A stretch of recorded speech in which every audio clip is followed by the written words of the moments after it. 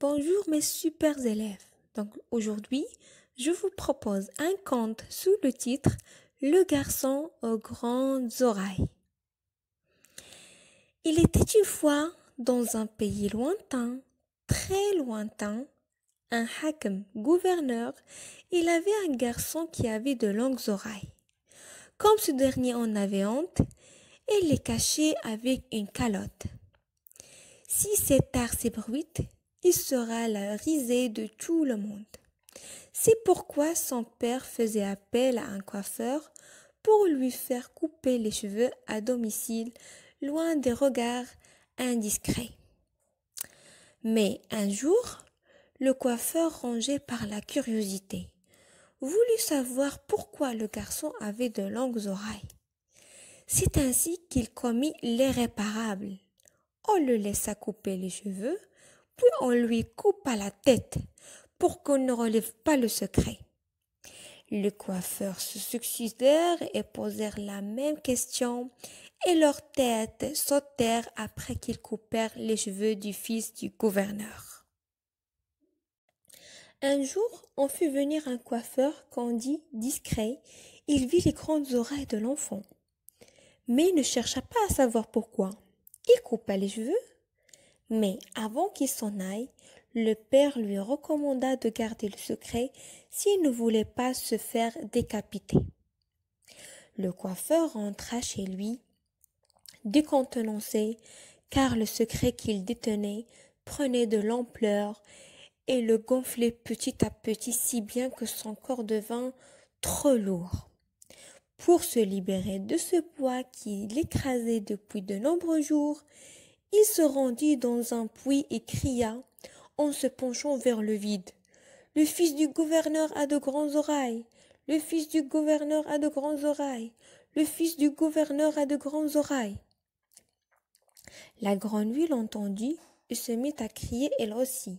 « Le fils du gouverneur a de grandes oreilles.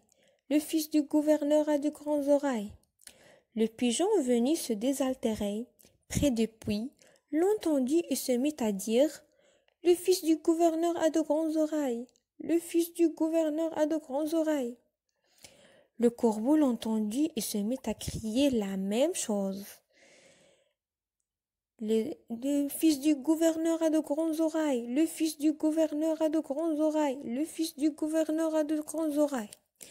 Les autres oiseaux l'entendirent et se mirent à répéter « Le fils du gouverneur a de grandes oreilles. » La nouvelle se répandit dans la ville et arriva aux oreilles du gouverneur.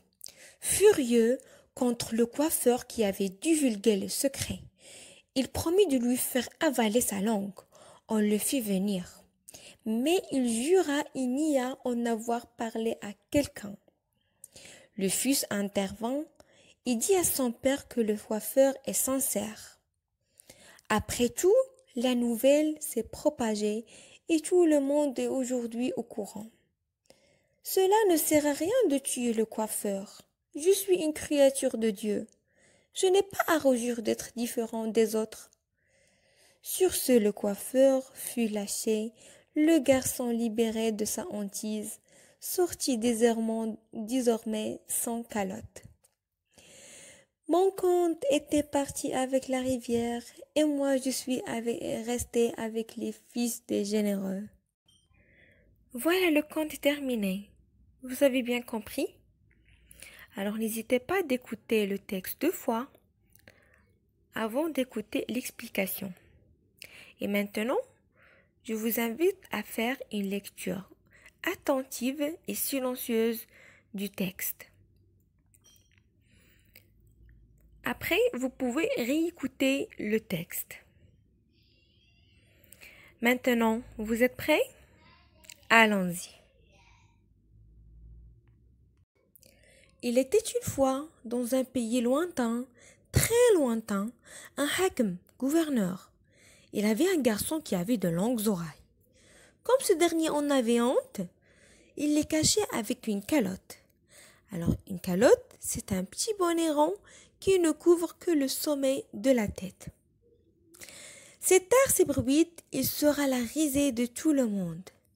C'est pourquoi son père faisait appel à un coiffeur pour lui faire couper les cheveux à domicile, loin des regards indiscrets. Mais, un jour, le coiffeur, rongé par la curiosité, voulait savoir pourquoi le garçon avait de longues oreilles. C'est ainsi qu'il commit l'irréparable. On le laissa couper les cheveux, puis on lui coupa la tête pour qu'il ne relève pas le secret. Les coiffeurs succédèrent et posèrent la même question, et leurs têtes sautèrent après qu'ils coupèrent les cheveux du fils du gouverneur. Un jour, on fit venir un coiffeur, qu'on dit discret. Il vit les grandes oreilles de l'enfant, mais ne chercha pas à savoir pourquoi. Il coupa les cheveux, mais avant qu'il s'en aille, le père lui recommanda de garder le secret si on ne voulait pas se faire décapiter. Alors décapiter, ça veut dire pour ne pas lui trancher la tête avec une épée. Décapiter, c'est trancher la tête avec une épée. Alors le père lui recommanda de garder le secret s'il ne voulait pas se faire décapiter.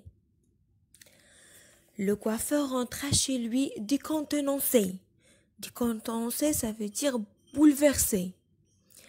Car le secret qu'il détenait prend de l'ampleur.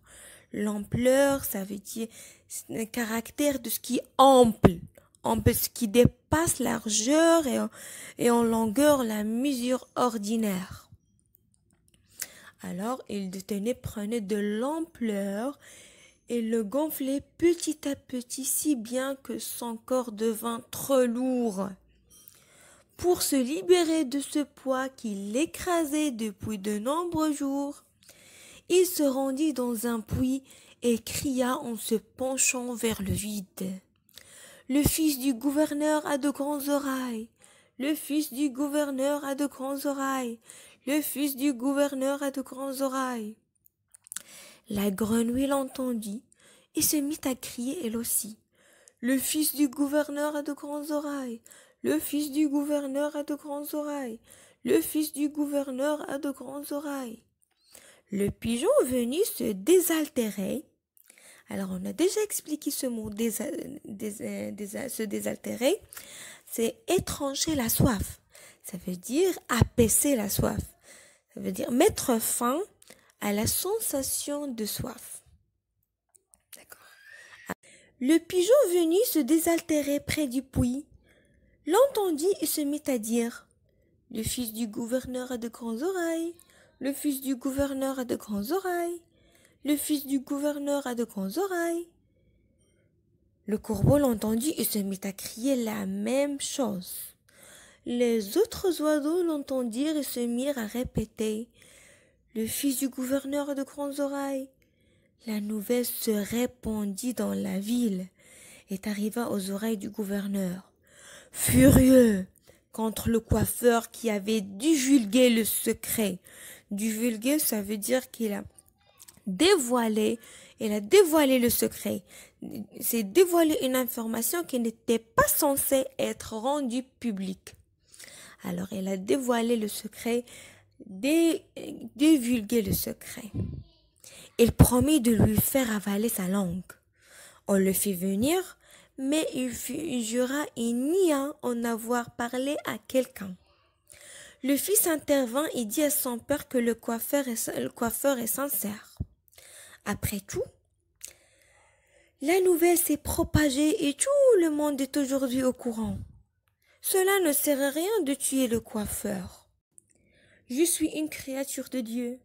Je n'ai pas à rougir d'être différent des autres.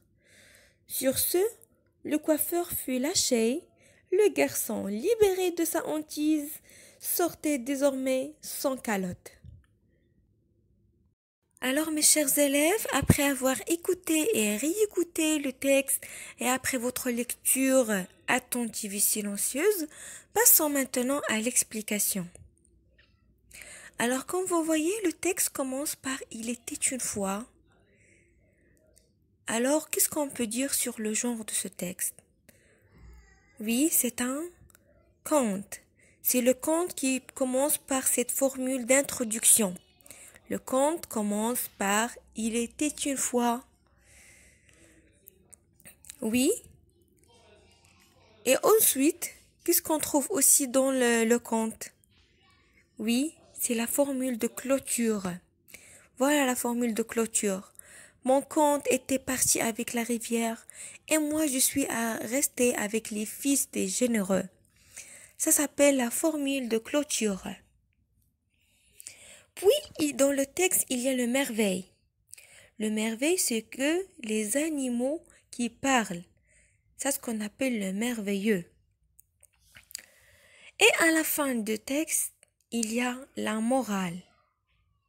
C'est pour cela on dit que le genre de ce texte est un conte. Le genre et pas le type. Et comme vous remarquez, alors l'auteur dans ce texte est en train de raconter, de narrer. Alors c'est un texte, oui, narratif, parce que c'est un récit. Pourquoi? Regardez, les verbes sont conjugués à l'imparfait et au passé simple. Très bien. Regardez. Alors regardons ensemble le premier paragraphe. Que fait l'auteur dans ce paragraphe? Regardez bien. Oui, il présente les faits. Ça veut dire il présente. Tout d'abord les personnages. Oui, il a dit le garçon, le gouverneur, le coiffeur. Et puis, quand il a dit, il avait un garçon qui avait de grands oreilles, comme ce dernier en avait honte, et il les cachait avec une calotte. Alors, ça c'est la problématique. La problématique, le secret. Alors, il présente les personnages et le secret. Le secret, c'est que les grandes oreilles, la honte et la conséquence et la décapitation. Alors, tout ça, ce premier paragraphe, on l'appelle, vous avez bien deviné, je suis sûre, c'est la situation initiale. C'est ce qu'on appelle la situation initiale. Alors, passons maintenant au deuxième paragraphe. Regardez, commence un jour. Alors, un jour, ici, c'est un indice temporel.